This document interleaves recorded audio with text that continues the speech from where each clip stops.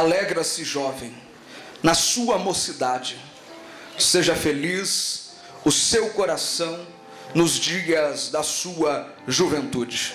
Preste atenção no texto. Siga por onde seu coração mandar. Eu vou repetir. Siga por onde o seu coração mandar, até onde os seus olhos alcançarem. Ou seja, faça o que você quiser fazer. Viva da forma que você quiser viver. Usufrua da tua vida como você quiser. Aí existe uma vírgula e o texto continua dizendo: mas saiba que por todas estas coisas Deus o trará juízo. Amém? Quando olhamos para o texto de Eclesiastes, estamos diante de um livro poético. Além de ser um livro poético, o livro de Eclesiastes está enquadrado em uma outra divisão, conhecida como livros de sabedoria ou livros sapienciais, livros como Jó e Provérbios, que apresentam as dificuldades da vida humana, a problemática que o ser humano enfrenta em uma vida cheia de circunstâncias que marcam a sua história. Os livros sapienciais tentam traduzir em uma obra literária qual é a realidade, a essência daquele que um dia decidiu viver conforme os desígnios de Deus, ou aqueles que não decidiram assim o fazer.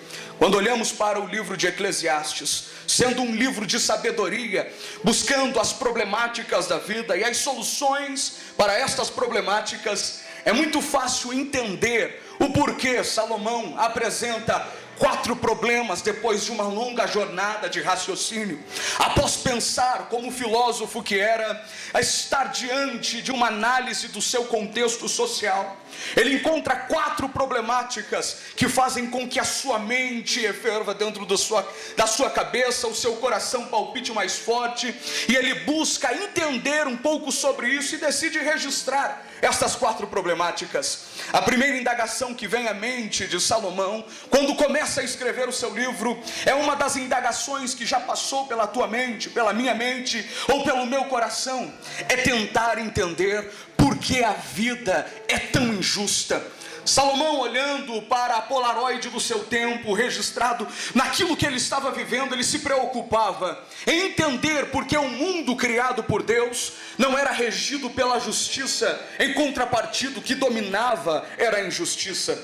Quando aquilo que deveria ser justo não era aceito como padrão, aquilo que era injustiça predominava. A sua preocupação era tentar entender por que esta injustiça governa, por que esta injustiça está presente em todas as áreas da sociedade. Salomão talvez não registrou, mas você sabe muito bem por que a injustiça faz parte desta sociedade em que vivemos. Depois da queda, o ser humano que tinha a identidade de Deus perde o Espírito Santo de dentro dele e adquire uma nova identidade, uma identidade maligna. Os sentimentos do ser humano a partir daquele momento de queda passam a ser sentimentos de ira, de raiva, de tristeza, de inveja, de ódio. E talvez você viaje para qualquer canto neste planeta Terra e você não encontre uma igreja, mas uma certeza eu tenho: você vai encontrar coisas que são erradas diante da Bíblia. Você encontra um bar, encontra uma casa de prostituição, porque o ser humano, em uma natureza de queda, tem a essência do pecado.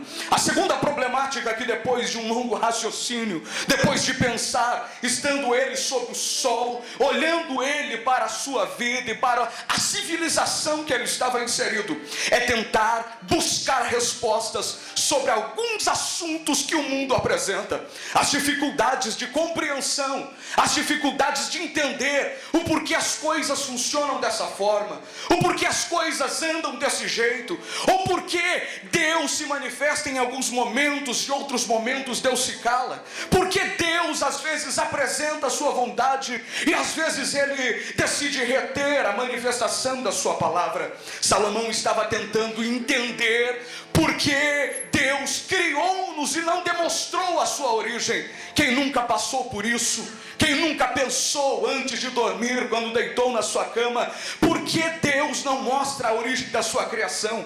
Como Deus existe? Como Ele foi criado? Por que nós temos que servir a Deus? Esta problemática também passou pela mente de Salomão. Os problemas sobre o mundo e as circunstâncias do mundo. A terceira dificuldade que ele encontra ao escrever o livro de Eclesiastes, e é apresentada de forma clara, é a falta de compreensão sobre as coisas que estão por vir. Quem aqui sabe o que vai acontecer daqui a 5 minutos? Quem aqui sabe o que vai acontecer até o final desta pregação?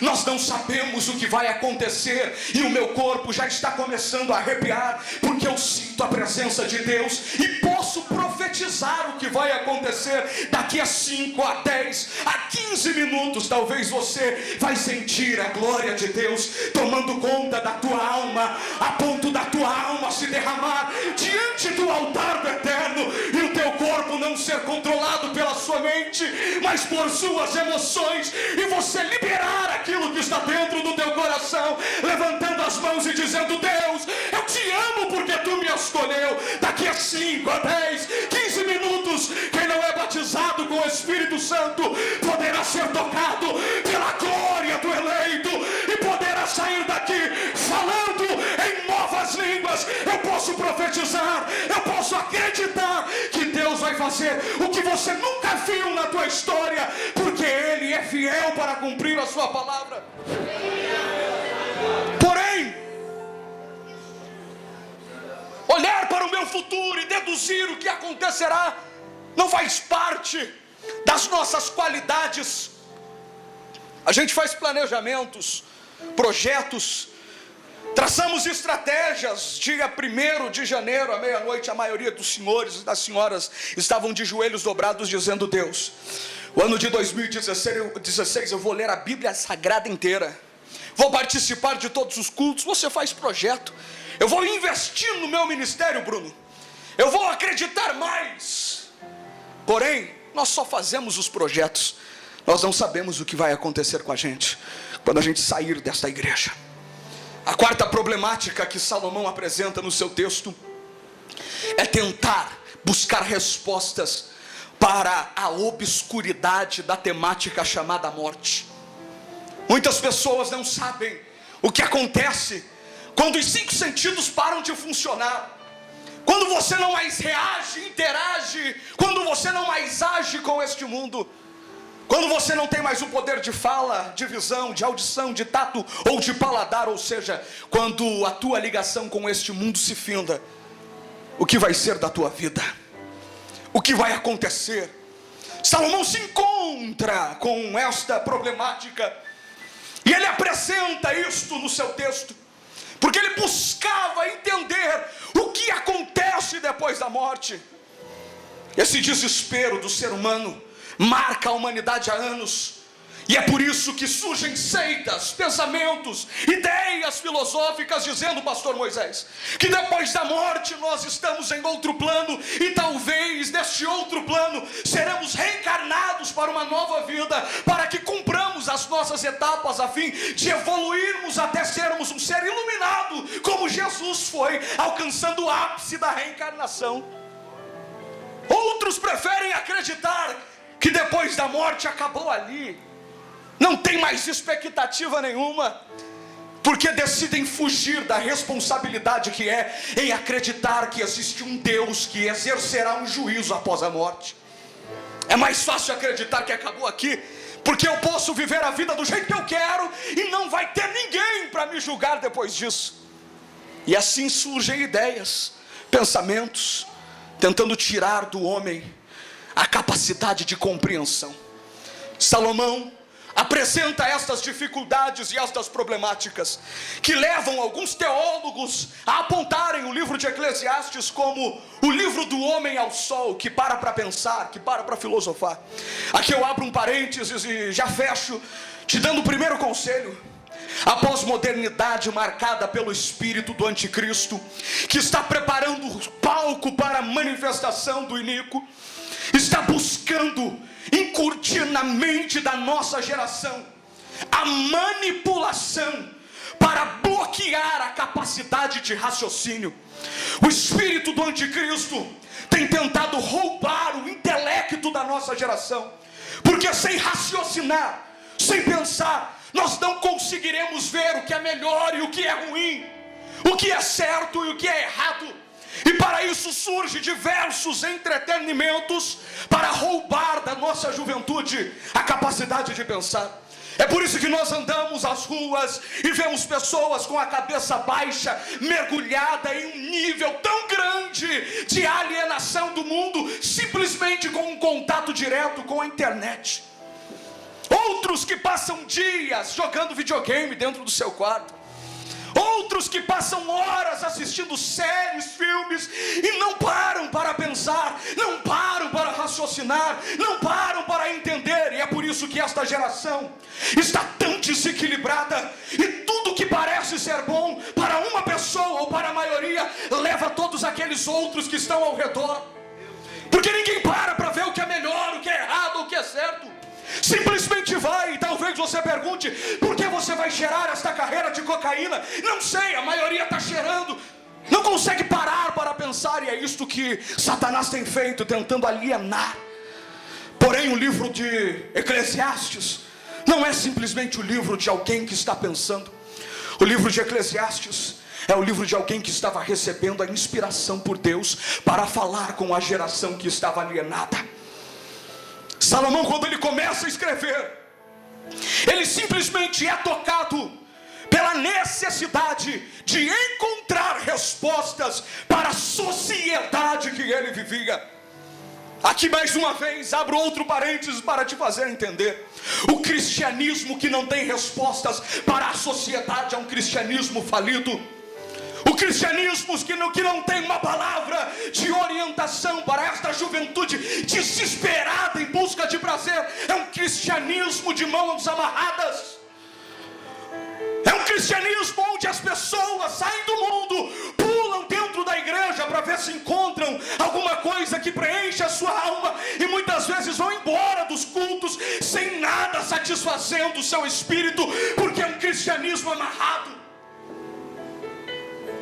Agora, um cristianismo movido pela dinâmica do Espírito é aquele que Deus está levantando nesta geração, que tem resposta para a sociedade perdida, que tem salvação para a geração destruída, enquanto a maioria está olhando e dizendo: esta geração de jovens vai ser a pior geração que a história já viu. Existem jovens aqui na regional de Bairro Novo que estão dizendo: eu acredito no poder, eu acredito na glória, eu acredito na unção. Só para não perder o costume, quem acredita nesta palavra, em nome de Jesus, levante a mão ao terceiro andar. Eu quero profetizar sobre a tua história: você não será mais um. Deus vai levantar você para marcar esta geração. Uma nuvem de glória já está sobre este lugar. Ele vai te encher, ele vai te encher, ele vai te encher, ele vai te encher, ele vai te encher, ele vai te encher, ele vai te encher.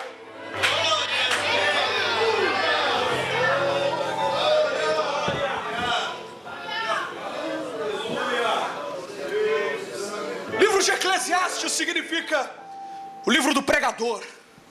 Como um bom pregador, ele primeiro olha para as problemáticas do seu tempo, e do capítulo de número 1 ao capítulo de número 6, ele apresenta.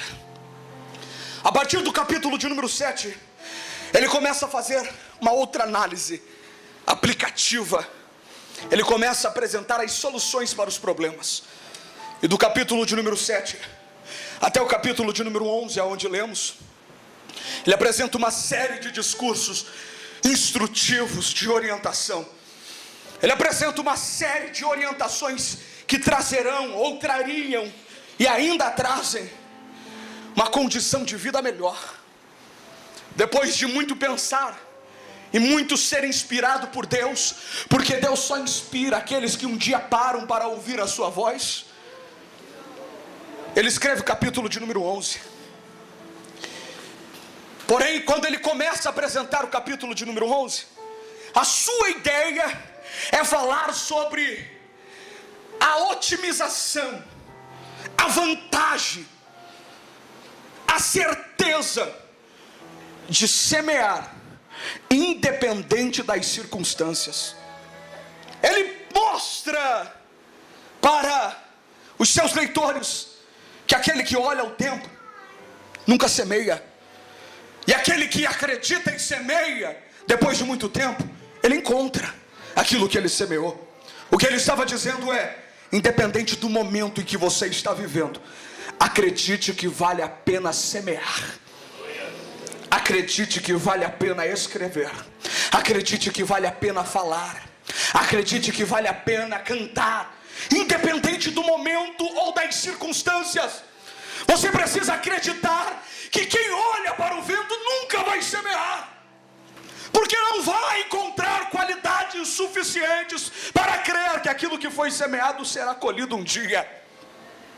Em outras palavras, Deus estava inspirando Salomão, como quem estava dizendo: Salomão, escreve que vale a pena acreditar na semeadura, vale a pena manter-se fiel neste propósito, porque independente das circunstâncias, existe uma lei: aquele que semeia vai colher o que semeou.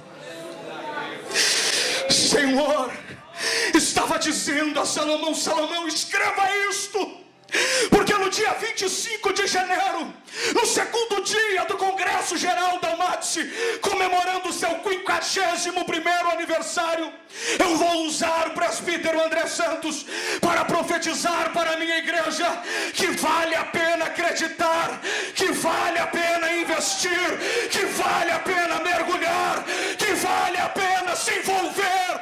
É como se Deus estivesse dizendo: André, avise a minha igreja que eu inspirei Salomão para que na noite deste dia a minha igreja entendesse com mais intensidade que vai valer a pena, que vai valer a pena.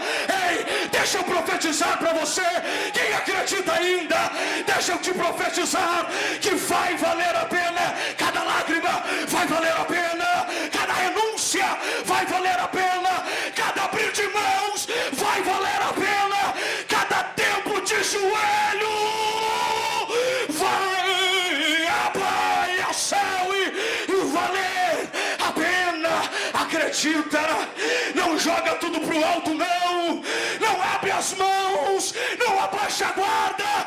Existe um tempo de semeadura, ele está chegando, ele está chegando, ele está chegando. Se você acredita nisso, receba sobre o teu coração um renovo nesta noite, um renovo nesta noite.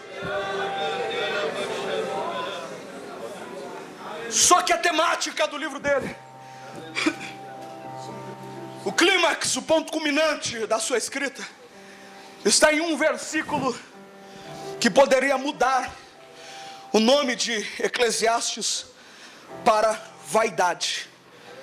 O célebre texto de Salomão: de vaidade a vaidades, tudo é vaidade.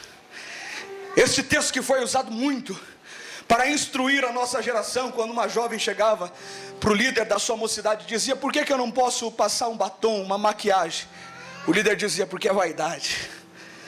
Que instruiu a nossa geração: por que eu não posso cortar o cabelo? Porque é vaidade, e vaidade é pecado. Sendo que na verdade a palavra vaidade não faz muito sentido com isso que nós entendemos. Das 37 vezes que a palavra vaidade aparece na Bíblia Sagrada, 33 delas estão no livro de Eclesiastes, mostrando que Salomão tinha um propósito em tudo isso. Mas o que significa a palavra vaidade, André? Grave isso para que você nunca mais esqueça. A palavra vaidade significa um mero sopro, um vento sem força, um hálito que não move uma folha, algo sem sentido, algo momentâneo, que vem e passa e não tem retorno nenhum, algo que não tem alvo, algo que não tem destino, algo que não tem propósito, algo que é passageiro e num piscar de olhos se acabou. Vaidade, um vento sem sentido, sem força. E por que Salomão se preocupa em falar que tudo é vaidade? Porque no seu livro ele estava escrevendo a história daqueles que não estão preocupados em ter um relacionamento com Deus. E em outras palavras, o resumo do seu livro seria isso: uma vida sem Deus é um mero sopro sem sentido. É um vento que vem, não muda nada e passa. Uma vida sem Deus é um hálito que não transforma nada. Uma vida sem Deus é tão passageira como uma folha seca caída ao chão. Aí nós olhamos para o nosso mundo e vemos pessoas que nascem e morrem e ninguém registra nada sobre elas, porque vivem vidas passageiras, vidas momentâneas, uma vida cujo Deus não é o centro, cujo Deus não é o propósito principal. É uma vida de vaidade. Se Deus não for o propósito principal, não adianta correr, porque a corrida será em vão. Se Deus não for um propósito principal, não adianta planejar, porque os planejamentos serão em vão. Se Deus não for o centro dos teus projetos, não adianta projetar, porque tudo isso será em vão. Se Deus não for o centro da tua vida, não adianta estudar, crescer, conquistar, adquirir, expandir, porque nada disso faz sentido quando Deus não é o propósito. De que adianta tantas coisas se o propósito não é Ele? Se o propósito não for Ele, não adianta cantarmos, porque os nossos cânticos não passarão do teto da igreja. Se o propósito não for Ele, não adianta dizermos que estamos caminhando na fé, porque nossa caminhada não servirá de nada. Se o propósito não for Ele, nada adianta em nossas vidas. Em contrapartida, a verdade é oposta. Quando Deus é o propósito, os sonhos terão sentido. Quando Deus é o propósito, os projetos serão alcançados.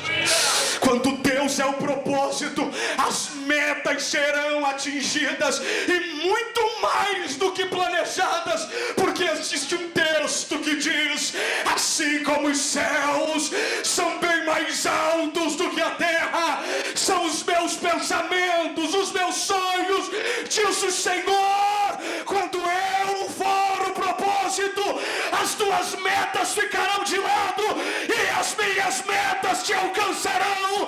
Quando eu for o propósito, os teus sonhos ficarão de lado e os meus sonhos te alcançarão.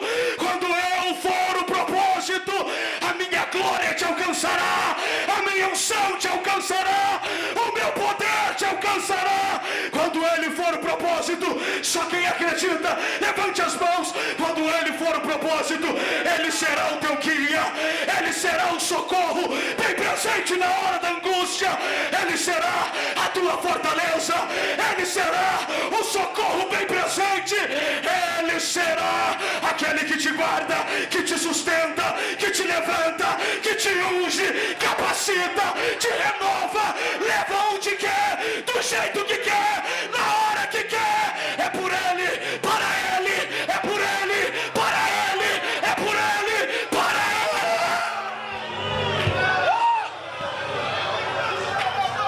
Só quem veio entregar a Ele, só quem veio entregar a Ele por bondade, expresse a Ele o que você tem a Ele, diga a Ele o que você tem para Ele, fale com Ele o que você tem para dizer a Ele.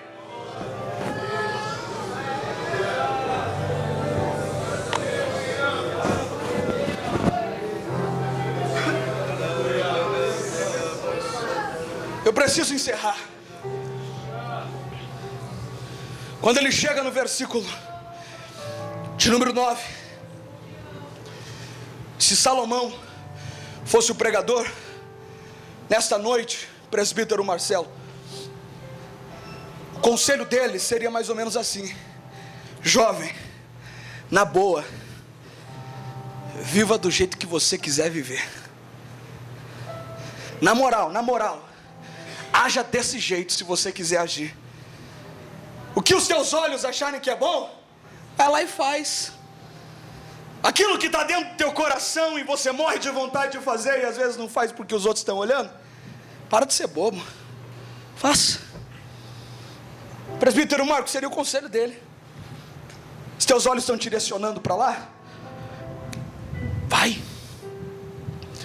A tua mente fica planejando o que fazer, e muitas vezes você só não faz porque não tem a oportunidade de fazer. Crie a oportunidade e faça. Busque aquilo que te dá prazer. Seria o conselho dele. E se o conselho dele terminasse nestas palavras, seria um motivo bíblico para a gente viver do jeito que a gente quer. Todo mundo ia sair daqui fazendo o que quer. Ia sair daqui dizendo: o presbítero André mandou a gente viver a vida do jeito que a gente quer. É verdade ou mentira? Verdade. Só que existe uma vírgula. Olhe para a pessoa que está do seu lado: eu não fiz isso até agora, eu vou fazer. Diga para ela, diga para ele: uma vírgula pode mudar tudo. Sabe por que eu disse isso? Porque tem pessoas aqui que entraram achando que existe um ponto final na história da sua vida. E Deus veio aqui para te mostrar que Ele vai colocar uma vírgula para mudar a tua história. Daí o texto continua dizendo: jovem, já que você quer viver do jeito que você quer, viva. Vírgula. Saiba, porém, que de todas estas coisas Deus te trará juízo. O dia do juízo de Deus, foi isso que me chamou a atenção. Porque Salomão apresenta o juízo de Deus em um momento de filosofia, de pensar, de raciocínio. Porque ele estava querendo mostrar que ninguém escapará do dia do juízo. O dia do juízo chegará para todos. E o próprio Paulo, inspirado, um dia escreveu no capítulo 2, no versículo de número 4 em diante, na carta à igreja em Filipos, dizendo: naquele dia, todo joelho se dobrará, toda língua confessará que Jesus Cristo é o Senhor. Ninguém escapará do juízo.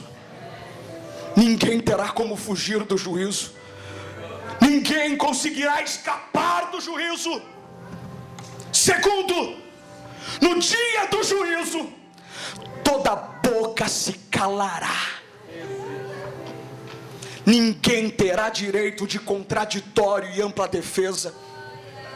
No dia do juízo, ninguém vai poder apresentar justificativas a Deus. Eu fiz porque eu não sabia.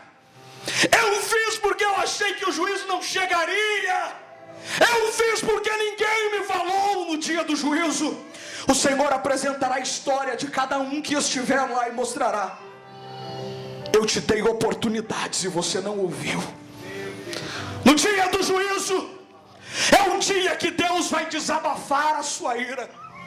Um Deus que tanto amou a humanidade e tanto tentou acolher aqueles que Ele escolheu, mas muitas vezes viraram as costas, desprezaram Deus, se esqueceram de Deus, trocaram Deus pelos seus belos prazeres, por aquilo que trazia alegria no momento, felicidade no momento. É o dia que Deus vai dizer: você não vai fazer parte da minha eleita.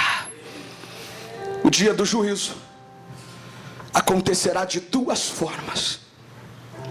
A primeira delas é quando aquele alguém criado na igreja decidiu sair da presença do Senhor e viver a sua vida loucamente, sobre uma filosofia epicurista que já dura anos, que o que importa é ter prazer, alegria acima de tudo.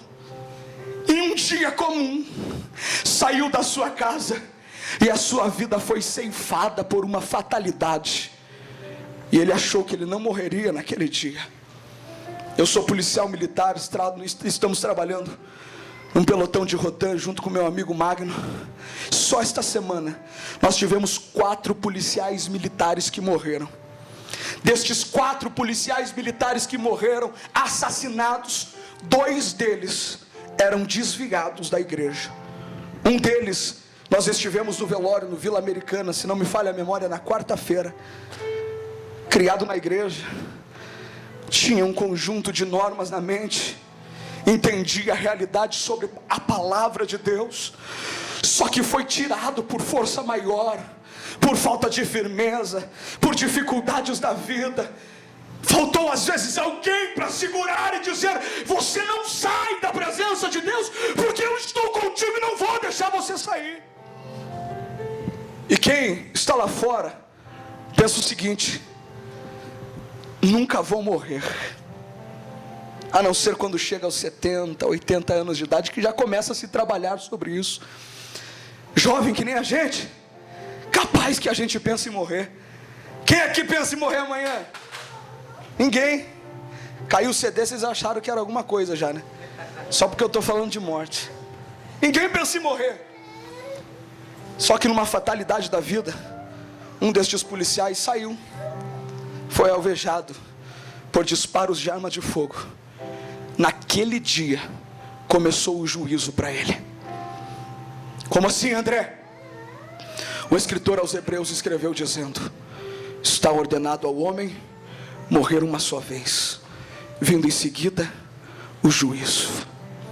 Ninguém aqui espera morrer, mas todos nós que não estivermos diante da presença dele, se morrermos, estamos sujeitos ao juízo. A segunda forma de enfrentarmos o juízo, para a gente encerrar, é a história daquele menino ou daquela menina que estava do teu lado até o ano passado no grupo de louvor, na igreja, pregando, cantando. Só que também pelas circunstâncias da vida, pela falta de apoio, por uma palavra que entristeceu, saiu da igreja. E talvez ele e ela foram convidados para estar aqui esta noite. Só que disseram: talvez eu vá. Dependendo como tiver o meu dia, eu posso até ir lá com vocês sim. Só que o dia do juízo pode começar para ele ou para ela daqui um pouco, quando ela estiver andando com o seu carro, ou ele andando com o seu carro, e perceber que os carros estão batendo nas ruas, e perceber que quando vê um acidente vai encontrar alguém dentro do carro, o motorista não está mais lá. Aí começa a ver o desespero das pessoas saindo na rua gritando: cadê meu filho que estava aqui? Cadê o meu marido? Ele estava de mão dadas comigo agora e ele sumiu, ele desapareceu, cadê ele? Ele ou ela que poderia estar aqui hoje não está. Vai começar a sentir a agonia, um desespero, vai ficar apavorado, porque imediatamente vai vir na sua mente as recordações da palavra que estava lá. Aí ele vai ficar desesperado, vai pegar o telefone e vai dizer: eu vou ligar para minha mãe, que hoje ela está lá no congresso da UMATSE. Eu vou ligar para o meu pai, que ele está lá, eu quero saber com ele o que está acontecendo, porque se ele atender não é o arrebatamento. Aí ele vai ligar, ela vai ligar, e o telefone vai chamar,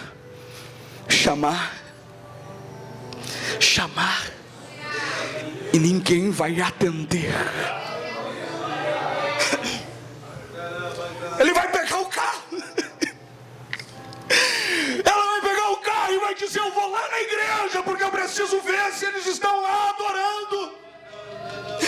Quando ela virar a rua, ela vai perceber que ainda está cheio de carros na igreja. Ela vai dizer: eles estão lá porque ninguém foi embora, os carros estão lá, as luzes estão acesas. Quando ele estiver se aproximando, ele vai pensar: eles estão em silêncio porque estão orando de joelhos, chorando.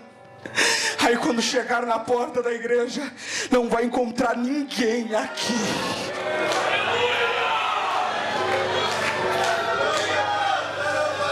Aí começará o dia do juízo, senhores e senhoras que me ouvem. Porque a dor na mente, na alma, será o sentimento mais atétrico, mais fatídico, porque não ouviu a voz do Criador. Aí começa o juízo na mente, na alma. Aí começam as lamúrias. Eu poderia ter ouvido. Por que eu não fui para a igreja naquele dia? Aquele dia eu poderia ter aceitado a Jesus. Aquele dia eu poderia ter mudado de vida. Por quê? Por que eu não ouvi os meus amigos que renunciavam estar comigo bebendo, estar comigo curtindo as noites na Avenida Batel, na Itupava? Por que eu não ouvi eles? O juízo de Deus é uma realidade, ninguém escapará dele. Em contrapartida, Salomão estava dizendo: se você não fizer o que você quiser fazer, se você não andar conforme os teus olhos mandarem, se você não viver conforme o teu coração mandar, você não precisa nem se preocupar com o juízo. Porque no dia que o juízo for instaurado, antes do juízo ser instaurado, aqueles que viveram a sua vida se desgastando aqui, renunciando os prazeres da carne, muitas vezes sentindo a carne tremer de vontade de fazer algo errado, e você se levantava e dizia: eu vou sair daqui, vou conversar com alguém, porque senão eu vou pecar. Aqueles dias Deus estava vendo, aqueles dias que você estava com vontade de errar, mas você dizia: não, eu tenho culto hoje à noite, eu vou cantar, eu vou ler a palavra, então eu vou me purificar para Ele.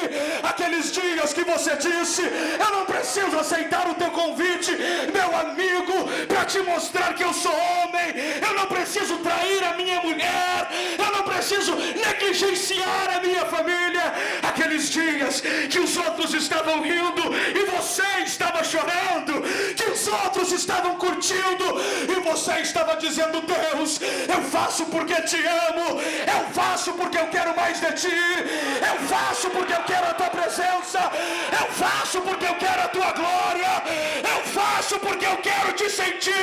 É o dia que Deus vai dizer: vinde a mim, benditos do meu Pai. A trombeta vai tocar, os céus estão esperando a noiva, a glória, a glória, a glória, a glória de Deus. Se coloca de pé.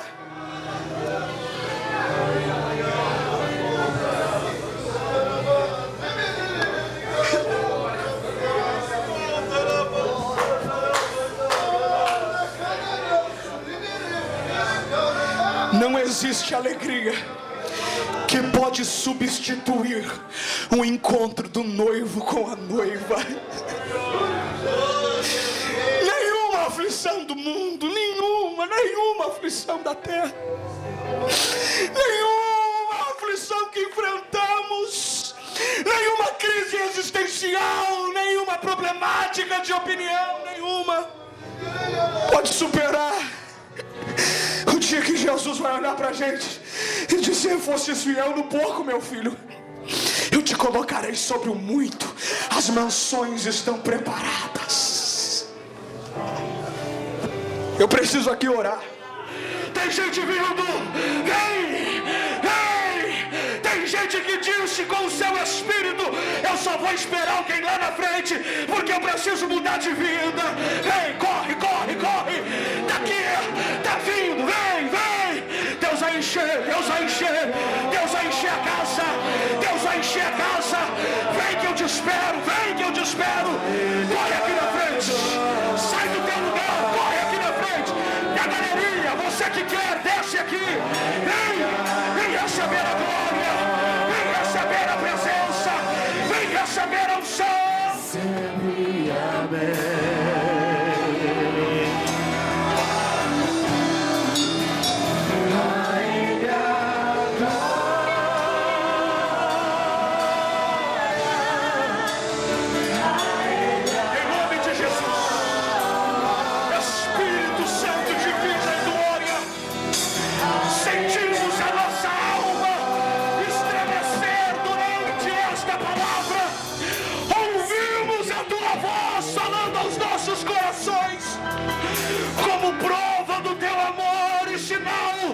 de que esta palavra é verdadeira.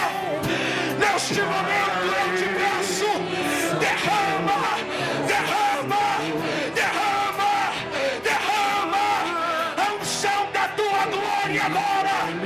Agora vai, agora vai, agora vai. Enche, enche esta casa. Tem gente vindo aqui ainda. Enche, enche, enche. Eu vejo lágrimas descendo. Deus está derramando fogo agora. Em nome de Jesus. Pega, você que acredita. Recebe, recebe, recebe, recebe, recebe, recebe.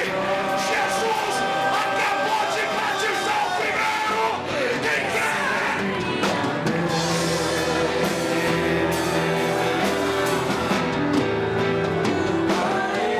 Jesus está batizando. Jesus já batizou. Vai batizar mais um. Batiza, Senhor. Batiza, Senhor. Batiza, Senhor. Meu Deus. Eu vejo o Pai da glória descendo sobre esta igreja. Está batizando. Está batizando. Batiza mais um. Batiza mais outro. Ai, meu Deus do céu. O Senhor está derramando sobre o coral fogo para louvar. É fogo sobre a garganta. É fogo sobre a boca. É fogo sobre a cabeça. É fogo no coração. É fogo sobre as mãos. Sobre a igreja. Deus está derramando fogo. Fogo em nome de Jesus. Recebe. Recebe. Recebe. Venha lá e recebe. Oh, Senhor. Deus está usando o profeta. Abre a boca, meu filho. Profetiza mesmo. Deixa Deus te usar.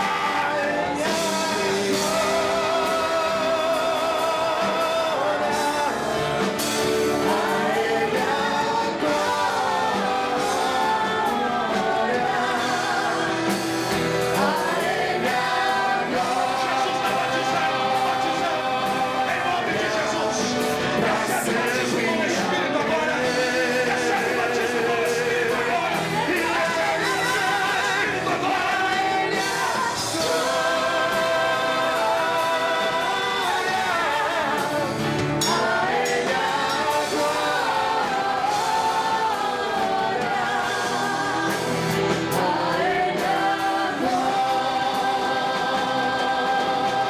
Batizou mais um aqui. Tá batizando, tá batizando. Vai, vai, vai, vai. Pega, pega, pega, pega. A igreja pentecostal do arrebatamento. Adora.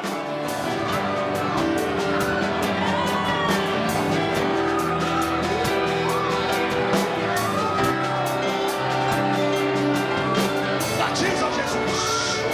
Batiza Jesus. Isso é um prelúdio da glória. Batiza Jesus. O meu corpo está tremendo nesse altar. O Senhor está te renovando aí no banco agora.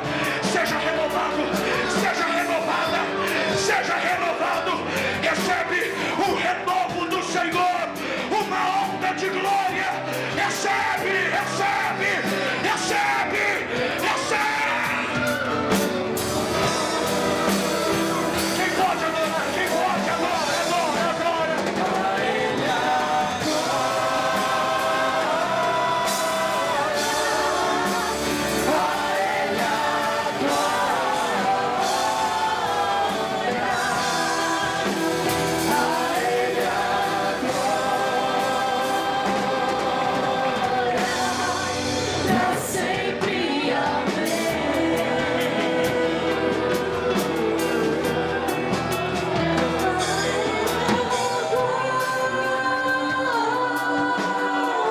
Tem gente chorando aqui na frente.